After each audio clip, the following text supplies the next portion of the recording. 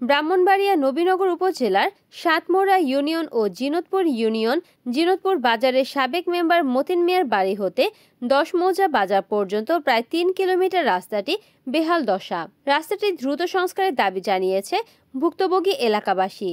সরেজমিনে দেখা যায়, সামান্য বৃষ্টি হলে রাস্তায় হাঁটু পর্যন্ত পানি জমে একাকার হয়ে যায়। সাতমোড়া ইউনিয়নের গুরুত্বপূর্ণ রাস্তাটি সংস্কারের অভাবে দীর্ঘদিন বেহাল অবস্থায় পড়ে আছে, যেন দেখার কেউ নেই।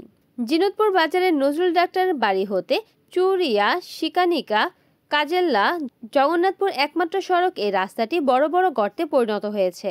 পানির কারণে গাড়ি চলাচলের সময় গর্তে পড়ে নানা রকম দুর্ঘটনার শিকার হচ্ছে এখানকার চলাচলরত যাত্রীরা। সাতমোড়া টু জিনতপুর যে রাস্তাটা, এই রাস্তাটা বেকাল দশা। তাই আমি আকুল আবেদন জানাই প্রশাসনের কাছে যে আমার এই রাস্তাটার জন্য মানুষ গাড়ি অ্যাক্সিডেন্ট হয়। রাস্তাটা গত বছর আমি আমার অর্থায়নে আমি রাস্তাটা ঠিক করছি, কিন্তু বর্তমানে আবার পাক্কা রাস্তা তো এটা ভাঙ্গিয়া আবার পানি জমে ডেলি গাড়ি অ্যাক্সিডেন্ট হয়। গাড়ি মানুষের খুব সমস্যা।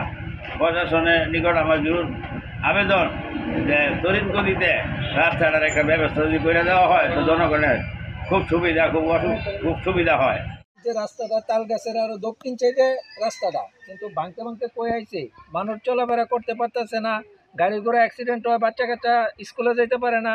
তারপরে এই রাস্তাটা আমরা অতি শীঘ্রই দরকার, যেন সরকার যেন আমাদের এটার দিকে একটু দৃষ্টি দেয়, অতি শীঘ্রই আমাদের কাজটা যেন সমাধান করে। যে রাস্তা অনেকদিন থেকে এটা পরিত্যক্ত বলা যাবে। এটাতে বিভিন্ন সময় দেখা যাচ্ছে যে রাস্তা পার দেওয়ার সময় অনেক গাড়ি পড়ে যায়। গতকাল এরকম অবস্থা হয়েছিল, দুইটা মহিলা পড়ে গেছিল, তার হাতে ব্যথা পেয়েছে, প্রায় এরকম ঘটনা ঘটে। কাজে আমি উদ্বোধন কর্তৃপক্ষের নিকট আবেদন জানাচ্ছি যে অতি সত্তর রাস্তাটা সংস্কার করার জন্য। আমরা এই রাস্তাটা নেই, এই রাস্তাটা দীর্ঘদিন ধরে আছে। রাস্তাটা এই বাঙ্গাচুরি প্যাসেঞ্জারও বন্ধ, প্যাসেঞ্জারও নষ্ট, আমরা চলছেও নষ্ট, গাড়িও নষ্ট হইতেছে। আমরা অনেক কষ্ট হইতেছে রাস্তাটা চালাইবার, গাড়ি চালাইবার জন্য যাত্রীরও কষ্ট হইতেছে। তো না যাত্রীরও ভুগতেছে, আমরাও ভুগতেছি, কিন্তু রাস্তাটা তো দিকে তো 2-3 বছর ধরে রাস্তাটা ভাঙ্গা। তো না চেয়ারম্যান মেম্বার তার কইছি, তারা তো কোনো সাড়া দিতেছে না। ভাই আল্লাহ যদি সরকার চায় তাইলে ইনশাআল্লাহ বহুত। এ বিষয়ে জানতে চাইলে নবীনগর উপজেলা সহকারী প্রকৌশলী মোহাম্মদ কাইয়ুম বলেন, এই রাস্তাটা চট্টগ্রাম প্রজেক্ট থেকে বড় রাস্তা হবে, তাই এটা একটু সময় লাগবে। আগামী জুন মাসের শেষের দিকে কাজ শুরু হওয়ার সম্ভাবনা রয়েছে।